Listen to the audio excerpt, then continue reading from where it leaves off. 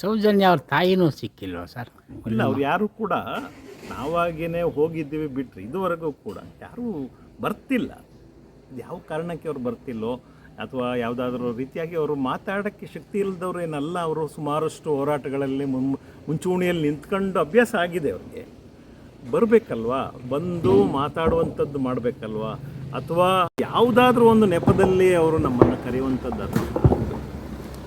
ಇರಲಿ. ಆ ಕೇಸು ಒಂದು ಕಡೆ ಇರುತ್ತೆ. ಆದರೆ ನಾರಾಯಣ ಸಾಫಲ್ಯ ಅವರ ಪ್ರಕರಣದಲ್ಲಿ ಅವರ ಮಗ ಎಲ್ಲವನ್ನ ರೆಡಿ ಮಾಡಿದ ಮೇಲೆ ಕೋರ್ಟಿಗೆ ಬರೋ ಸಂದರ್ಭದಲ್ಲಿ ಫೋನ್ಗೂ ಸಿಗಲ್ಲ, ವೈಯಕ್ತಿಕವಾಗಿ ಹೇಳಿ ಕಳಿಸಿದ್ರೆ ಅದಕ್ಕೂ ಸಿಗಲ್ಲ ಅಂತಂದರೆ ಇವತ್ತಿಗೂ ಒಂದೇ ಒಂದು ಕನೆಕ್ಷನ್ ಇಲ್ದಂಗೆ ಆಶ್ಚರ್ಯಕರವಾಗಿ ಅದು ಡಿಸ್ಕನೆಕ್ಟ್ ಆಗೋಯ್ತು. ಅಲ್ಲಿವರೆಗೆ ಅವರು ನಮ್ಮ ಕನೆಕ್ಷನ್ಲಿದ್ದರು. ಫಿಸಿಕಲ್ಲಾಗಿ ನಾನು ಹೋದಾಗ ಸಿಗ್ತಾಯಿದ್ರು. ಅಂಥದ್ದು ಮಗ ಮಾಯ ಆಗಿಬಿಡ್ತಾರೆ ಅಂತಂದರೆ ನಾವು ಯಾರ ಪರವಾಗಿ ಹೋಗಿ ವಕಾಲತ್ತು ಹಾಕ್ಬೇಕು ಹೇಳಿ? ಆಗಲ್ಲ. ಮಾಡಲಿಕ್ಕೂ ತುಂಬ ಕೆಲಸಗಳಿದ್ದಾವೆ. ಪ್ರತಿನಿತ್ಯ ನೀವು ನೋಡ್ತಾ ಇದ್ದೀರಿ, ಪ್ರತಿನಿತ್ಯ ಇಲ್ಲಿ 10 ಪ್ರಕರಣಗಳು ಬರ್ತವೆ. ಅವರೆಲ್ಲರಿಗೂ ನಾವು ಸಮಾನವಾಗಿ ನಮ್ಮ ಒಂದು ಶಕ್ತಿಯನ್ನು ವ್ಯಯ ಮಾಡಬೇಕಾಗುತ್ತೆ. ಎಲ್ಲರೂ ನೊಂದಂಥವರೇ ಇರ್ತಾರೆ.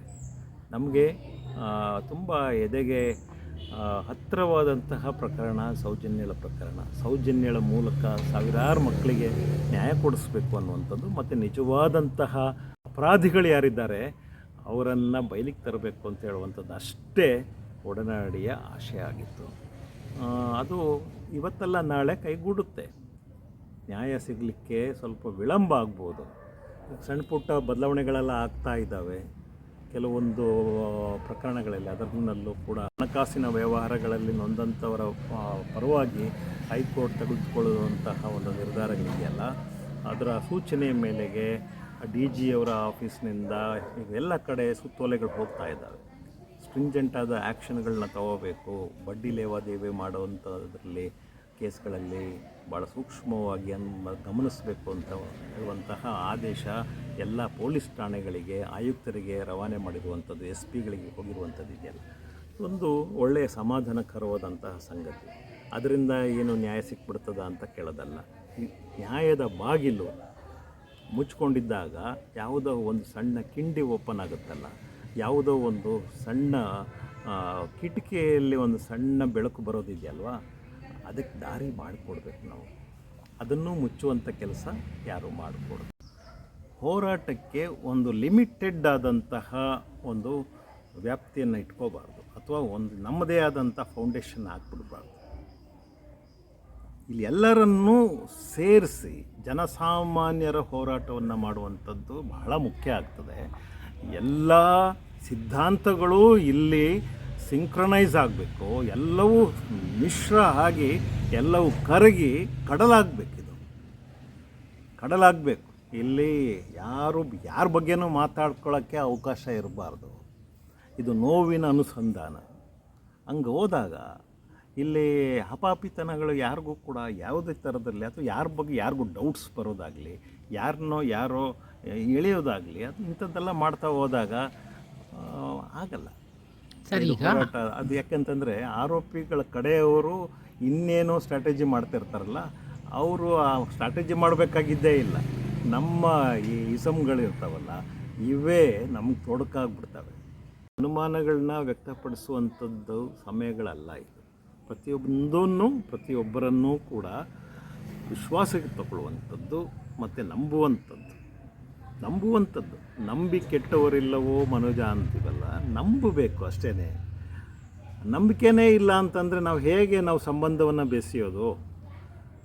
ಯಾವುದೇ ಆಗಿರಲಿ, ಯಾರೇ ಆಗಿರಲಿ, ಅವರು ಯಾವುದೇ ಪಂಥಕ್ಕೆ ಸೇರಿರಲಿ, ಅವ್ರನ್ನ ನಂಬುವಂಥದ್ದಾಗಬೇಕು. ನಂಬಿ ಜೊತೆ ಸೇರುವಂಥದ್ದಾಗಬೇಕು. ಮತ್ತು ಅರ್ಥ ಮಾಡ್ಕೊಳ್ತಾ ಹೋಗಬೇಕು. ಅಷ್ಟು ಅರ್ಥ ಮಾಡ್ಕೊಳಕ್ಕಾಗಲಿಲ್ಲ ಅಂತಂದರೆ ನಾವು ಏನು ಮಾಡ್ಲಿಕ್ಕೆ ಸಾಧ್ಯ? ಒಡನಾಡಿ ಈಗಲೂ ಎಲ್ಲರೂ ನಂಬುತ್ತೆ, ಎಲ್ಲರ ಮೇಲೂ ವಿಶ್ವಾಸ ಇದೆ. ಎಲ್ಲರ ಮೇಲೇನೂ ಕೂಡ ವಿಶ್ವಾಸವನ್ನು ಇಟ್ಕೊಳ್ಳೇಬೇಕು. ಯಾರ ಮೇಲೂ ಅನುಮಾನ ಇಲ್ಲ.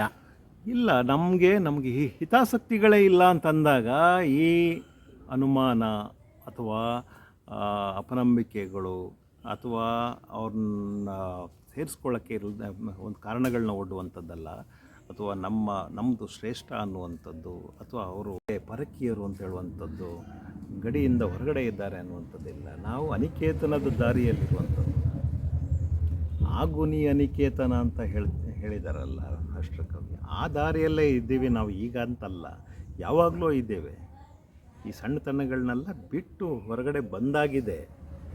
ನಮಗೆ ಕಾಣುವಂಥದ್ದು ನೋವು ಮಾತ್ರ, ನಮಗೆ ಕಾಣುವುದು ಅನ್ಯಾಯ ಮಾತ್ರ. ಅದಕ್ಕೆ ಯಾವ ರೀತಿಯಾಗಿ ನ್ಯಾಯವನ್ನು ದೊರಕಿಸ್ಕೊಡ್ಬೋದು, ಕಾನೂನು ಮಾತ್ರ, ಸಂವಿಧಾನ ಮಾತ್ರ.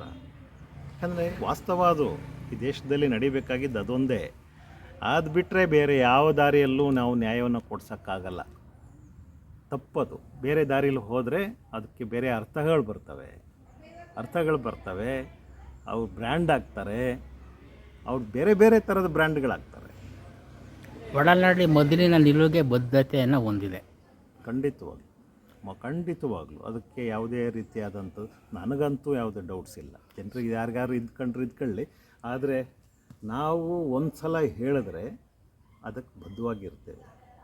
ಅದು ಆ ಡಿಸಿಷನ್ ತಗೊಳ್ಳುವಾಗ ನಾವು 100 ಸಲ ಯೋಚನೆ ಮಾಡಿನೇ ಆ ಒಂದು ನಿರ್ಧಾರಕ್ಕೆ ಬಂದಿರ್ತೀವಿ. ಮತ್ತೆ ಬದಲಾಯಿಸಲಿಕ್ಕೆ ನಾವು ಯಾವುದೋ ಪಕ್ಷದವರೇನೋ, ನಾವು ಯಾವುದಾದ್ರೂ ರಾಜಕೀಯಕ್ಕೆ ಸೇರ್ಕೋಬೇಕಾಗಿದೆಯೇನೋ, ಅಥವಾ ಎಲ್ಲಿಯಾದ್ರೂ ಓಟ್ ನಿಂತು ಗೆಲ್ಲಬೇಕಾಗಿದೆಯೇನೋ, ರಾಜಕಾರಣಿ ಆಗಬೇಕಾಗಿದೆಯೋ.